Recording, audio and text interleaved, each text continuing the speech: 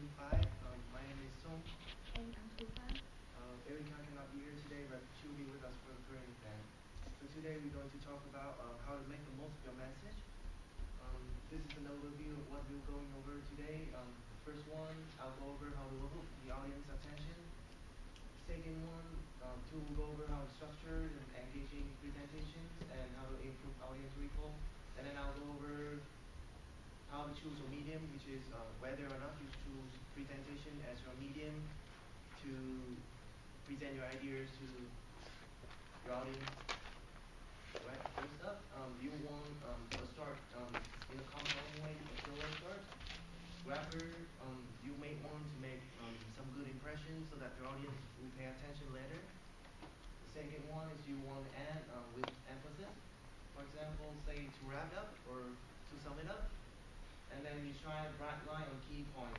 So for example, right now, I'll make a key point. Right there, some people mentioned they like the red dot, star moment. Star is something they always remember, so make sure you remember that star moment, something they always remember.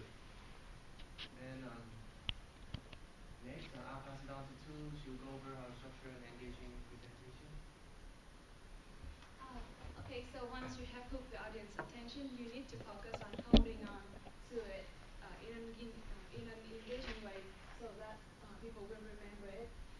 So you can use a direct approach and informational chunks. The first thing, use a direct approach. A direct approach is when you share your conclusions twice, once when you begin the presentation and restating them and restating the conclusions one more time when you finish it.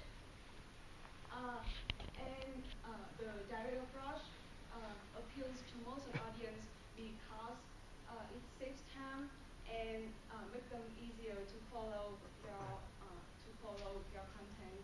And the direct approach also allows you to emphasize your main point twice, once at the beginning, one at the end when the attention tends to be the highest. And about the informational chunks, this means that you follow you following a logical you following a logical flow and with pattern and for the informational chunks. Uh, Make sure when you use chunking, make sure you let the audience know your flow. Make sure they understand what you're talking about, and this will make them easier to follow your content, and also will let them know like where you're at, like what you're talking about.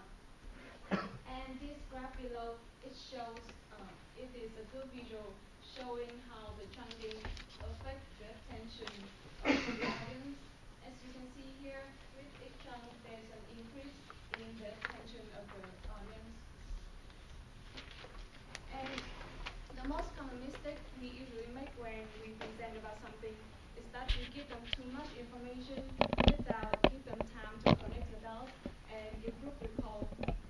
So I will tell you some methods you can use to improve this. The first thing you can do is share the meaning before the details. Whenever you talk about something, make sure you let them know the idea of what you're talking about first, and then you can go into the detail, into the examples later. And the second method you can use is show them, don't just tell them. As we all know, pictures do much better job than words. That's why they say like a picture paints 1,000 words. So make sure that when you present about something, always try to include some kind of visuals such as the picture, the diagram, or maybe a photograph or even a video. And the third point is reinforce what needs to be remembered. If you find something important and I want to say that don't be afraid to repeat them like over once more time. This will, because like repetition is good. And you can also try to add some extra examples to illustrate your point so that people will remember them better. And another way that you can reinforce the information you talk about is that you need to create a mnemonic For example, when Tom talked about the star, the star, the star acronym, uh, does anyone remember that? The star. Something. It starts You always something remember. that say something they always remember. Yeah, that's it. And finally, always remember to give people some breaks between from the new information that you talk about. Like you can try to schedule a break, such as a tea break or maybe even a Twitter break, so that people can exchange the information and then discuss it so that they will remember it better. And remember to pause too, because silence gives people time to think. Alright, so now we go on to how to choose the right medium to do the presentation. So this will help you answer the question of whether or not you should do the presentation to deliver your idea. Alright, so first up we have private conversation. This is an option you might want to consider when your group is really, really small and then everyone is kind of close to each other. Your members may be afraid to speak because they may be afraid of hurting feelings when your idea is not really good. So private conversation is a really good option to address everyone's specific concerns when your group is pretty small and everyone's close to each other. Second one is setting up a meeting. So the advantage of a meeting over a presentation is that you can hear everyone's opinions and hear how people think of each other's opinions. Because in the presentation you're the only one who talks, so meeting is kind of helping you having more interaction. High-tech alternatives. So in the textbook they word it as conference call and high-tech alternative. So the advantage of this to face-to-face presentation is that you can work with your partner or your co-workers over distance. They don't have to come on site to hear you present. However, sometimes technology can be unreliant, so that's a disadvantage of it. The last option here is writing. So whenever you have a message that you think is overly structured and really long, and you may want to consider writing as your option because you can have your message revised over and over again and you can only hit send when you're really satisfied with your message. However, there's a disadvantage of writing, which is you don't really know when your audience will read it or will they actually read it or not. Next, we're going to talk about the pros and cons of presentation itself. So about the pros, right here, because you're the only one who talks, so you have complete control of what content will be delivered. However, because you're the only one who talks again, you will limit the audience involvement. Another advantage of presentation is that because you're the only one who talks, you limit information leaks. And then for the cons, you make it hard for people to find out what they miss and catch up with you. Next slide, we want to talk about some supplementary that you may want to input to further improve your presentations. You might want to distribute handout or emailing materials ahead of time if you have a really long presentation and you break that people cannot catch up without an agenda or some supporting material.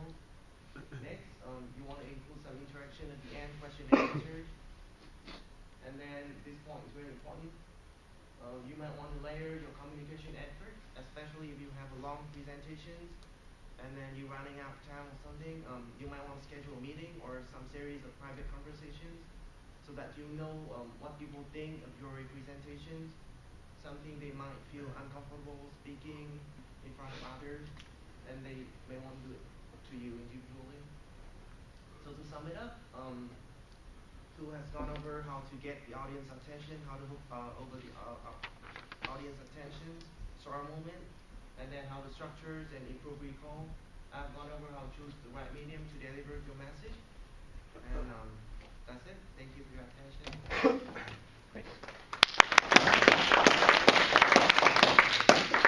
Would you read the quiz questions for us? Yeah. Okay, so I'm going to. Alright.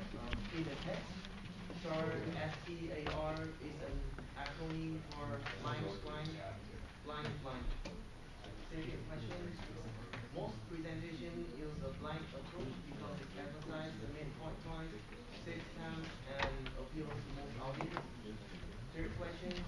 Because the presenter is the only one who speaks in the presentation, he or she has blind control over what content is addressed.